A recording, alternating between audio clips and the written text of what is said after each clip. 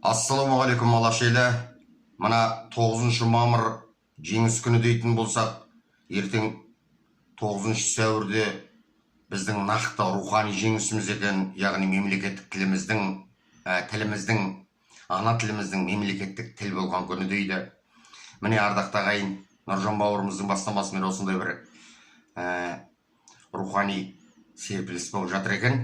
Желінің бетінде мен бір өлең оқып берейін. Жол таба алмай шығатын тығырықтан жабайы өгіз қан құсып ширығады, Бауыржан Сөн.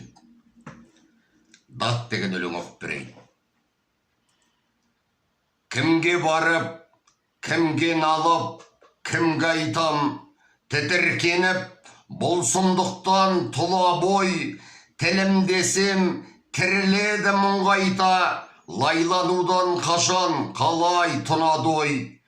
Кім түсініп, кім қысылып, кім күштер, бұлт қойнында бұлдырайды бұғып күн, үміттері үркіп кеткен үндістер, жабай өгіз жан азасын шынықтым. Адам атаң тайпа құрып әуелі, топ-тобыр боп, ұласады ұлысқа, ұлтқа айналып, тілі, діні, әуені, содан кейін қол салады қылышқа. Содан кейін санасады, қам жасап, хайуаннан қорғанады бірігіп, ел бірлігі ұлт болмаса далбаса, жалғыз бөрі жар басында тұрылып. Ғұн, сақ, қаңлы, үйсін керей найманың, ақын баба, қалам мұңлы мұқалмай, Қазақстан қуға құнды байға мұң, қан мен майды қатар шайнап жұта алмай.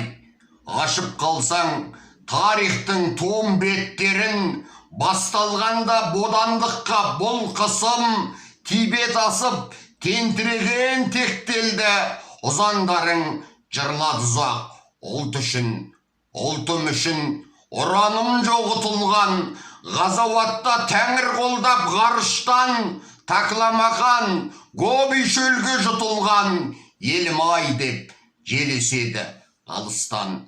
Қазақ үшін жер жаялық, бұлт көрпе, көкпен ғана тілдесетін көп елім, дәл осылай дамып кеткен ұлт көрсе, талып қалар Гиннесің мен Нобелің.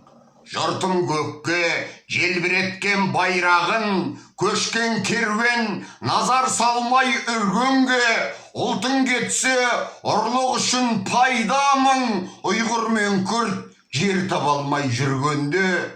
Тамирис пен бейбарыс бар тек десең, Әбу Насыр, әз бабамыз жолбас жет, Әбілмәнсүр ханым қалғып кетпесе, құрт құмырсқа бақа шаян болмас бек.